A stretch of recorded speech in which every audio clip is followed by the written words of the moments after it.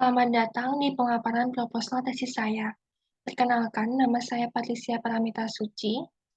Pada kesempatan kali ini, saya akan mempresentasikan proposal tesis saya yang berjudul Pengaruh bingkai kontrak terhadap kinerja individu dengan nasisme sebagai variabel pemoderasi.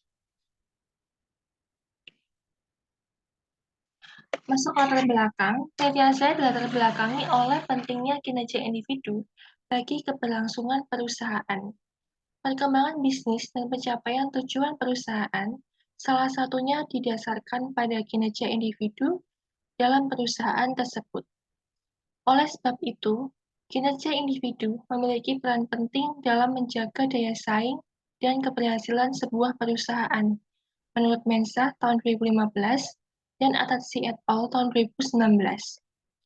Salah satu elemen dalam desain sistem penilaian manajemen untuk meningkatkan kinerja individu adalah penyusunan kontrak insentif yang tepat. Penyusunan kontrak insentif yang tepat ini dapat disusun dalam bingkai kontrak, yaitu kontrak berbingkai bonus dan kontrak berbingkai penalti. Kontrak berbingkai bonus mencakup upah tetap yang lebih kecil, ditambah dengan kompensasi tambahan jika seseorang individu dapat mencapai target tertentu. Sedangkan kontrak berbingkai penalti mencakup upah yang lebih besar, namun beberapa di antaranya akan ditarik kembali sebagai penalti jika seorang individu tidak memenuhi target. Sehingga individu yang berada dalam kontrak berbingkai penalti diprediksikan akan mengerahkan upaya yang lebih besar dibandingkan dengan individu yang berada dalam kontrak bonus. Tingkat upaya yang dikeluarkan oleh individu untuk mencapai kinerjanya dapat dipengaruhi oleh karakteristik individu yang melekatinya. Menurut Olsen et al. Tahun 2013, salah satu karakteristik yang baru-baru ini menjadi perhatian penelitian adalah nasisme. Penelitian terdahulu mengemukakan bahwa karakteristik kepribadian nasisme di masyarakat telah meningkat dari waktu ke waktu. Dengan demikian, menurut Libby dan Olsak tahun 2023, kemungkinan besar perusahaan diprediksi akan mempekerjakan lebih banyak individu narsistik ke dalam jajaran perusahaan. Oleh karena itu, memahami bagaimana narsisme membentuk efektivitas sistem penilaian manajemen penting untuk penelitian dan praktik akuntansi. Narsisme itu sendiri merupakan konstruksi psikologis yang didefinisikan sebagai perasaan mementingkan diri sendiri, mengagumi diri sendiri, arogansi, eksploitatif, dan kesombongan diri. Telah lama narsisme dianggap sebagai konstruksi tunggal yang mengarah pada sifat yang kurang sehat. Menurut Campbell et al. Tahun 2011 dan Herman et al. Tahun 2018, narsisme tidak selalu hanya dipandang sebagai kepribadian yang mengarah ke kurang baik atau mengarah ke sifat yang buruk. Namun, narsisme dapat dipandang sebagai sifat yang baik dan membangun. Penelitian saya menguraikan karakteristik narsisme menjadi dua, yaitu narsisme adaptif dan narsisme maladaptif. Narsisme adaptif terdiri dari sifat-sifat yang dianggap sebagai komponen narsisme yang lebih sehat, seperti otoritas dan kemandirian. Sedangkan narsisme maladaptif berhubungan dengan bentuk narsisme yang kurang sehat, termasuk agresivitas, kecemasan yang tinggi mengenai kegagalan, dan eksploitatif. Mengacu dari teori prospek bahwa seseorang hanya berfokus pada prospek gain atau prospek loss, sehingga individu yang berada dalam kontrak berbingkai penalti diprediksi akan menunjukkan upaya yang lebih besar dibandingkan individu yang berada dalam kontrak berbingkai bonus, karena adanya efek clawback atau penaikan kembali beberapa upah yang diterima apabila tidak mencapai target. Namun, belum diketahui pasti apakah hal tersebut berlaku demikian pada individu yang memiliki karakteristik kepribadian narsisme, terutama pada individu dengan narsisme adaptif dan individu dengan narsisme maladaptif. Sehingga penelitian saya mengajukan dua pertanyaan penelitian, yaitu yang pertama, apakah bingkai kontrak berpengaruh terhadap kinerja individu? Yang kedua, apakah karakteristik kepribadian narsisme memoderasi pengaruh bingkai kontrak terhadap kinerja individu? Dengan demikian, tujuan penelitian saya adalah yang pertama, menguji pengaruh bingkai kontrak terhadap kinerja individu. Yang kedua, menguji pengaruh moderasi karakteristik kepribadian rasisme terhadap hubungan antara bingkai kontrak dan kinerja individu.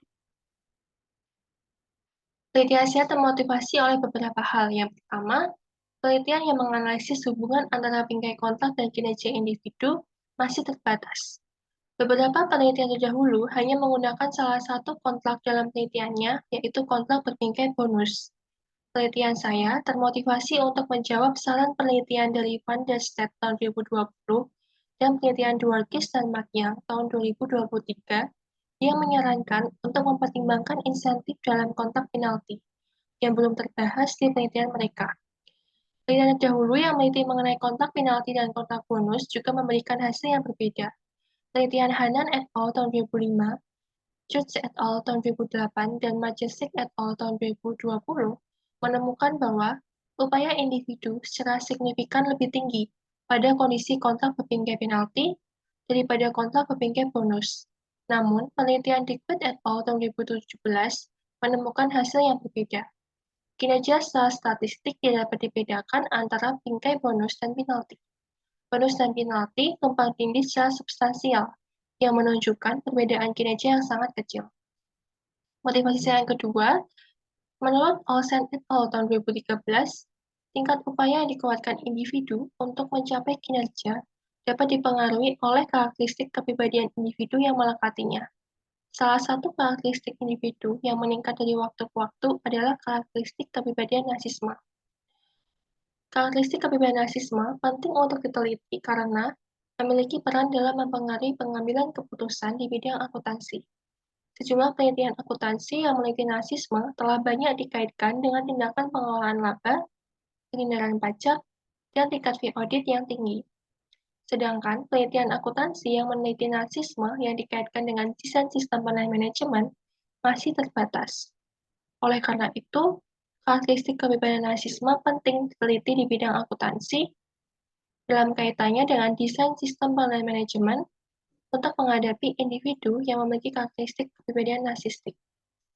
Motivasi saya yang ketiga, membedakan karakteristik narsisme penting untuk diteliti karena sebagian besar penelitian tentang narsisme sejauh ini memperlakukan narsisme sebagai konstruksi tunggal. Penelitian saya memperluas penelitian terdahulu dengan mengeluarkan narsisme menjadi dua, yaitu narsisme adaptif dan narsisme maladaptif. Mengingat perbedaan sifat narsisme adaptif dan maladaptif yang sudah saya jelaskan di awal, penelitian ini termotivasi untuk mengeksplorasi lebih luas pengaruh dari perbedaan kedua narsisme tersebut. Kemudian, masuk ke kontribusi penelitian. Kontribusi penelitian saya ada dua, yaitu kontribusi teoritis dan kontribusi praktis.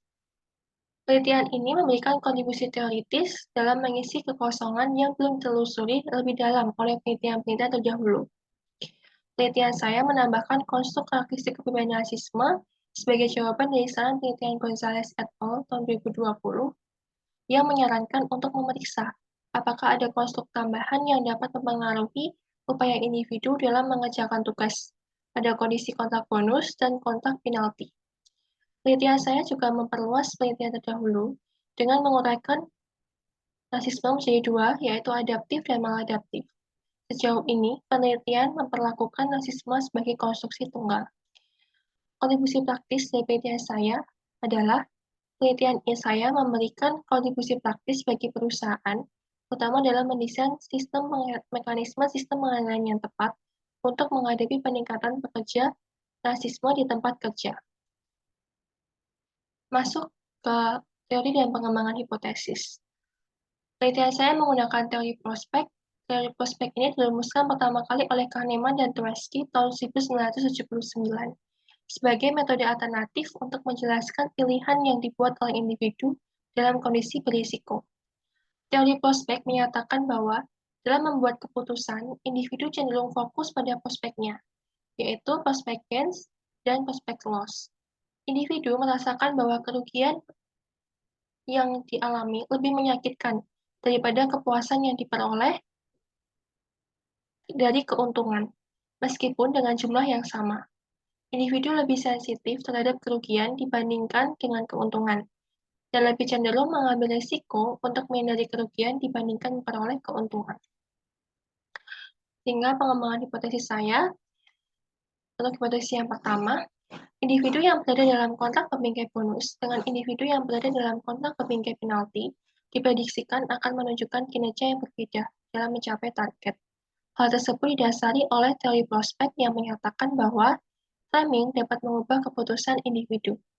Ketika individu dihadapkan pada bonus frame, individu mungkin menganggapnya sebagai keuntungan. Namun, ketika individu dihadapkan pada penalty frame, individu mungkin menganggapnya sebagai kerugian karena adanya denda atau hukuman yang diterima apabila tidak mencapai target. Dengan demikian, individu akan mengerahkan upaya yang lebih keras pada kondisi bingkai kontrak penalti dibandingkan kondisi bingkai kontrak bonus. Karena adanya kekhawatiran ketika target tidak tercapai, maka beberapa upah akan ditarik kembali. Maka hipotesis saya yang pertama demikian. Kinerja individu lebih tinggi dalam kondisi kontrak penalti dibandingkan kinerja individu dalam kondisi bingkai kontrak bonus. Kemudian untuk hipotesis yang kedua, secara khusus, individu yang memiliki karakteristik kepribadian narsisme memiliki motivasi yang lemah untuk menghindari hasil yang tidak diinginkan dan memiliki motivasi yang kuat untuk mencapai hasil yang diinginkan. Pernyataan tersebut sejalan dengan individu yang memiliki karakteristik narsisme maladaptif. Narsisme maladaptif dikaitkan dengan kecemasan yang dapat menghambat kinerja dalam kondisi tekanan yang lebih tinggi, menurut Herman et al. Tahun 2018. Sedangkan narsisme adaptif menunjukkan tingginya tingkat kepercayaan diri dan peningkatan diri yang pada gilirannya sering dikaitkan dengan kinerja yang lebih baik di bawah tekanan. Dengan demikian, individu dengan narsisme maladaptif hanya akan memiliki motivasi atau upaya yang lemah untuk menghindari kemungkinan hasil negatif seperti penalti. Sementara, mereka akan lebih termotivasi oleh peluang untuk mendapatkan hasil positif seperti bonus. Sebaliknya, individu dengan narsisme adaptif akan memiliki motivasi atau upaya yang tinggi untuk menghindari kemungkinan hasil negatif seperti penalti. Sementara mereka akan memiliki motivasi yang lebih rendah untuk mendapatkan hasil positif, seperti bonus. Berdasarkan hal tersebut, hipotesis yang diajukan adalah sebagai berikut. Karakteristik narsisme memoderasi pengaruh biaya kontrak terhadap kinerja individu. Masuk ke metode penelitian. Penelitian saya merupakan penelitian eksperimen dengan desain faktorial 2x2 antar subjek, yang dapat dilihat di tabel berikut. Saya menggunakan variabel independen, yaitu kondisi bingkai kontak yang terbagi menjadi dua, yaitu bingkai kontak bonus dan kontak penalti. Dan narsisme yang terbagi menjadi narsisme adaptif dan narsisme maladaptif sebagai variabel moderasi. Variabel dependen dalam penelitian saya adalah kinerja individu. Partisipan dalam penelitian saya adalah seluruh individu dari berbagai kalangan, baik pelajar, mahasiswa, maupun pegawai. Kriteria partisipan penelitian saya adalah individu yang dapat memahami penugasan eksperimen saya.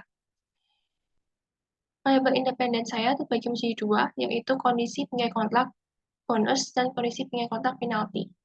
Manipulasi kondisi bingkai kontrak diadaptasi dari penelitiannya George et al. Tahun 2008, Liu dan Zhang tahun 2015. Variabel bingkai kontrak diukur dengan menggunakan konsep dummy variabel, yaitu menggunakan notasi 0 untuk bingkai kontrak bonus dan 1 untuk bingkai kontrak penalti.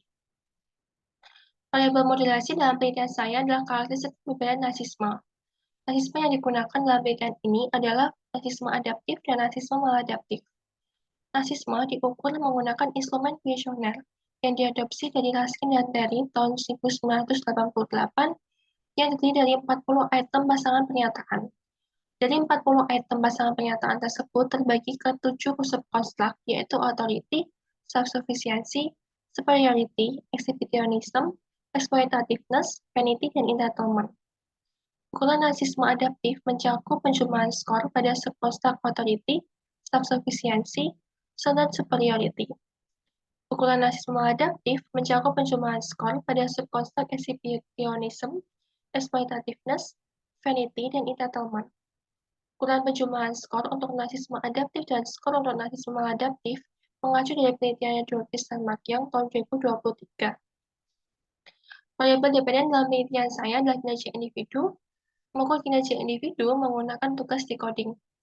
Kinerja diukur sebagai jumlah total simbol yang diterjemahkan selama masa kerja.